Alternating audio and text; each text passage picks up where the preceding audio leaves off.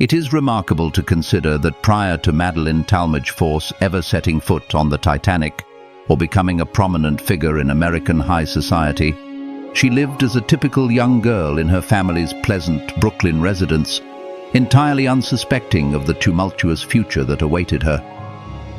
In her youth, she could hardly have foreseen that her destiny involved not only enduring one of history's most notorious maritime catastrophes, but also becoming embroiled in scandal within the wealthiest family in the world.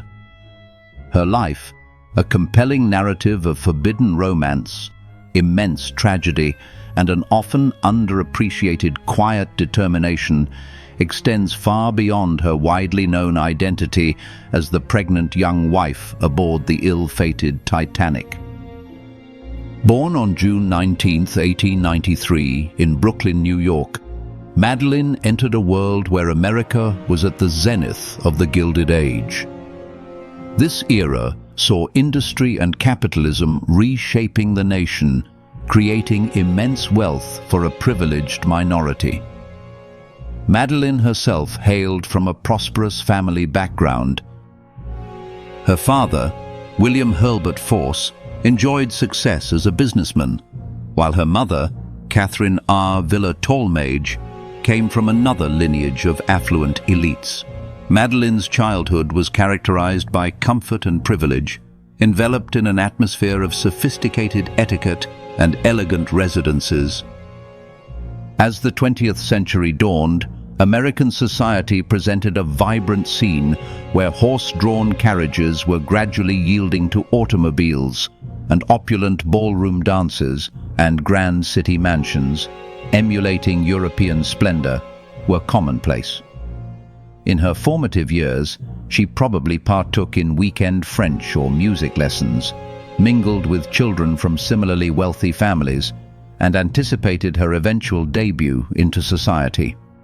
However, a significant and abrupt shift occurred in her life in 1911 at the tender age of 18, when she encountered Colonel John Jacob Astor IV, one of the world's most affluent and renowned individuals. Jack Astor belonged to the esteemed Astor family, a name that had become interchangeable with America's old money elite. This dynasty had established an empire encompassing real estate, hotels, and charitable activities. However, Jack was concurrently at the heart of a societal scandal. He had recently concluded his marriage to Ava Lowell Willing, an act that flouted the strict societal norms of the era, which strongly disapproved of divorce. At 47, Jack Astor was almost 30 years Madeline's senior, and their public appearances together in Newport or New York fueled considerable gossip. Nevertheless, their bond proved so compelling that, despite pervasive disapproval, they wed on September 9, 1911.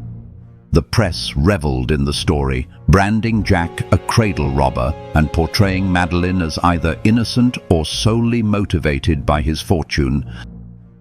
Despite this, the couple appeared to rise above the incessant chatter, seemingly finding happiness in their companionship for a time.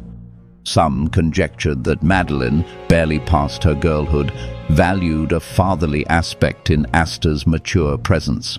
Others proposed that Jack's adventurous nature captivated her, his tendency to live life according to his own rules, disregarding the opinions of the elite social group known as the 400.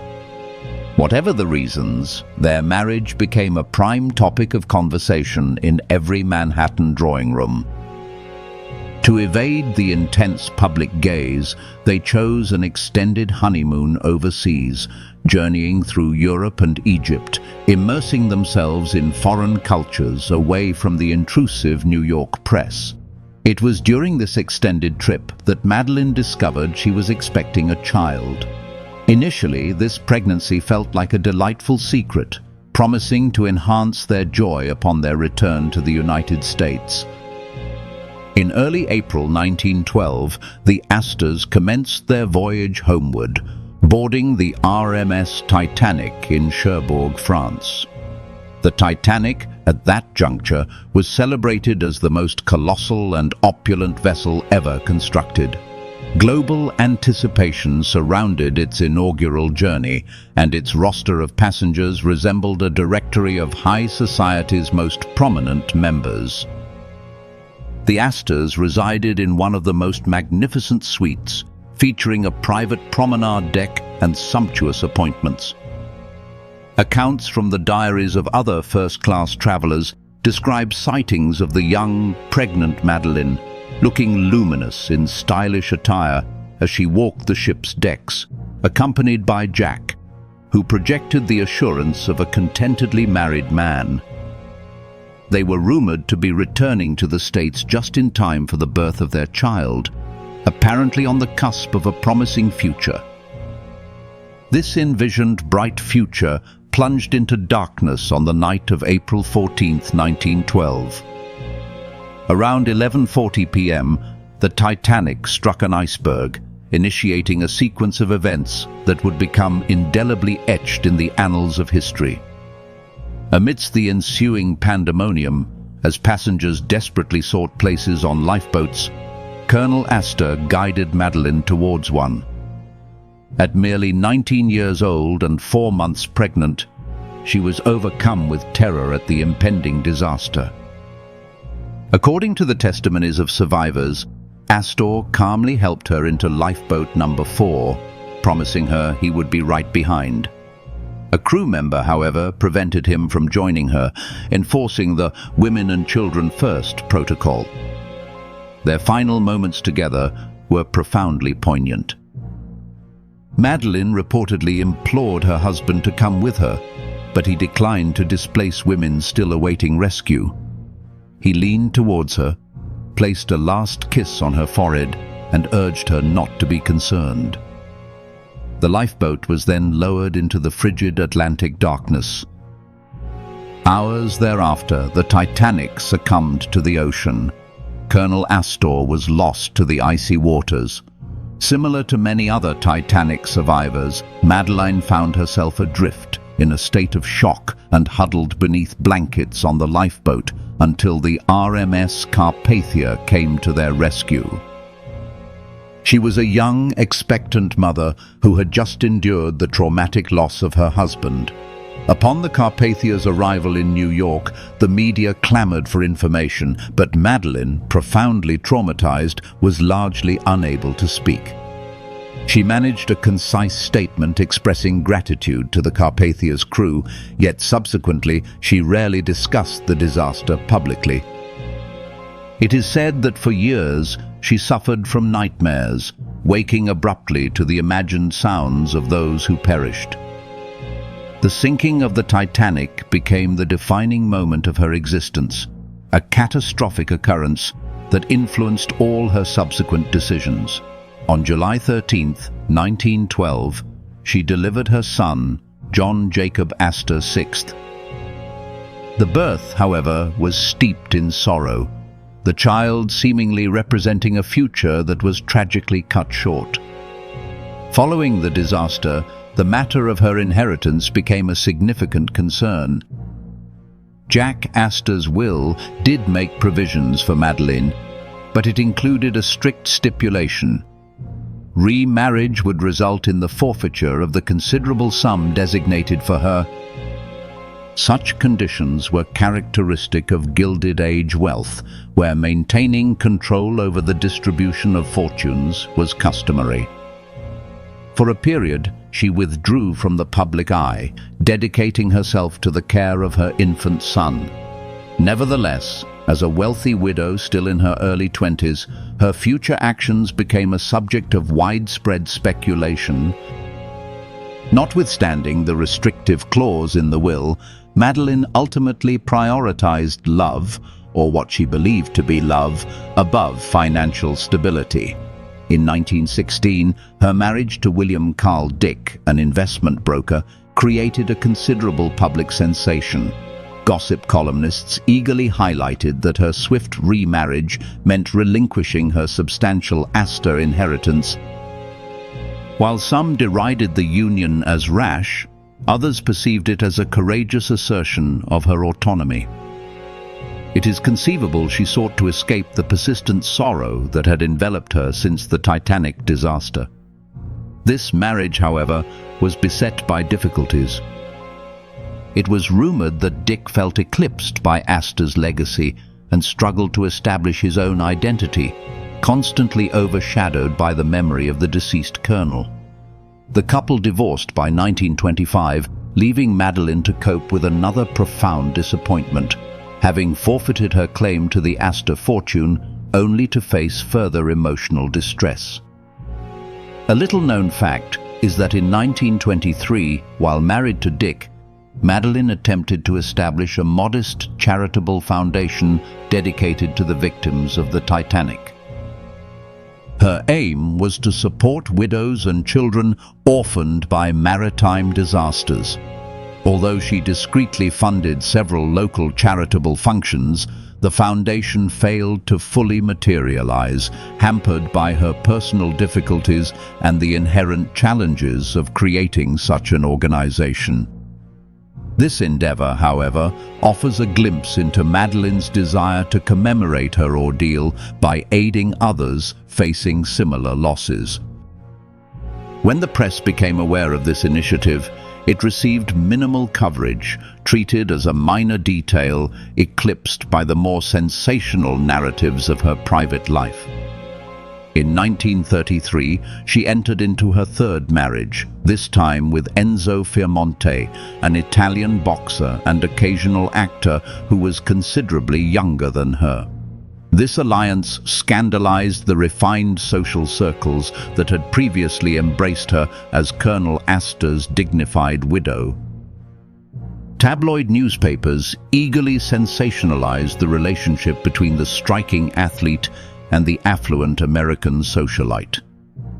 For Madeline, Enzo perhaps represented a vibrant energy and a spirit of romantic escapade, echoing the cosmopolitan allure she had once found with Jack. However, this marriage also dissolved in disappointment by 1938, leaving her once more alone. At this stage, the formerly hopeful debutante had transformed into an object of mournful curiosity.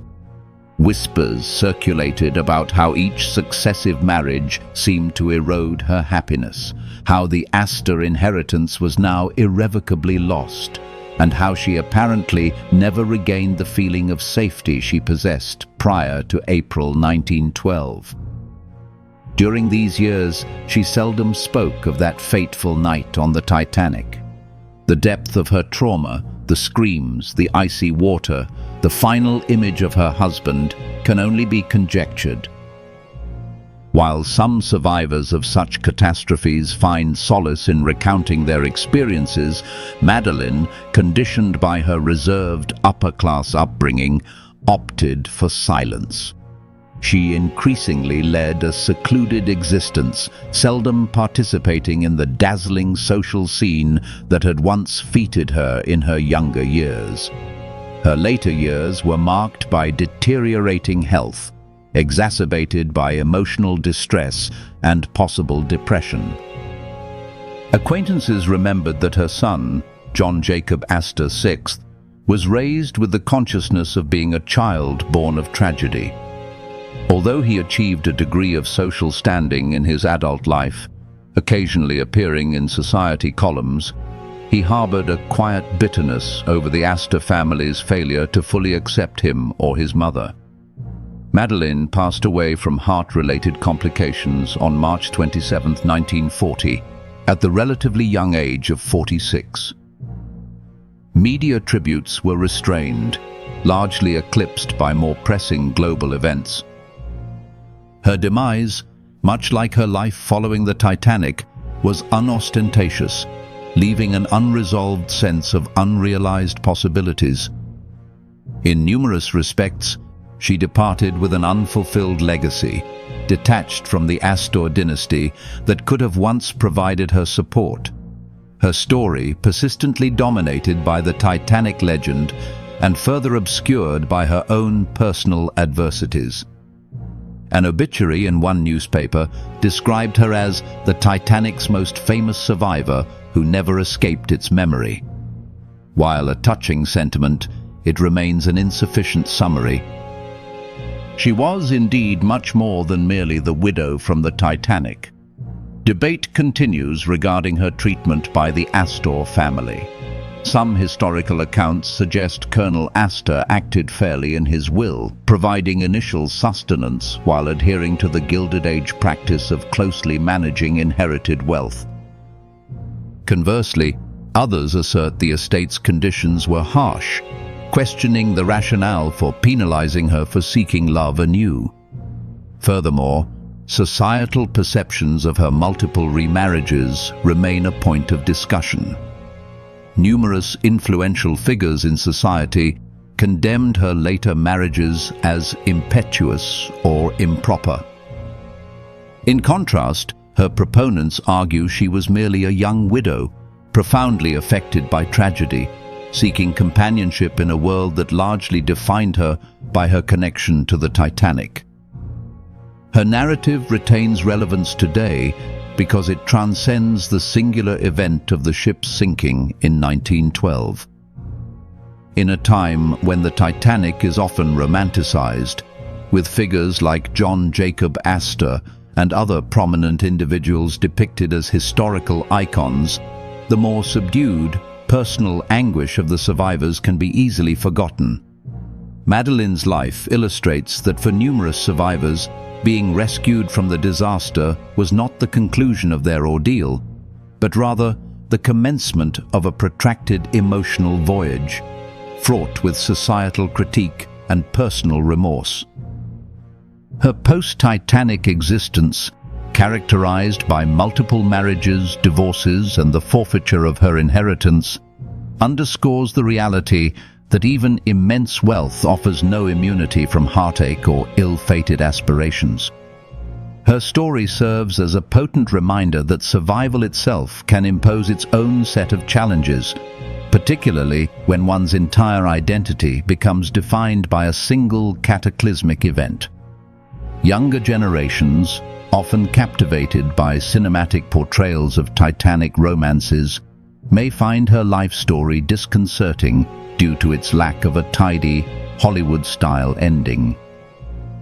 Instead, her narrative unfolds as a complex interplay of personal hardships, fleeting moments of joy, and eventual sadness. Ultimately, if we glean a lesson from Madeline Forrest Astor's journey, it's about the fragility of comfort and status. Even the grand Astor name and its fortune couldn't safeguard her from heartbreak or guarantee a fulfilling life. And that's all for today's video. If you like this video, hit that thumbs up. Let us know your thoughts in the comment section and subscribe so you won't miss out on future uploads. See you next time.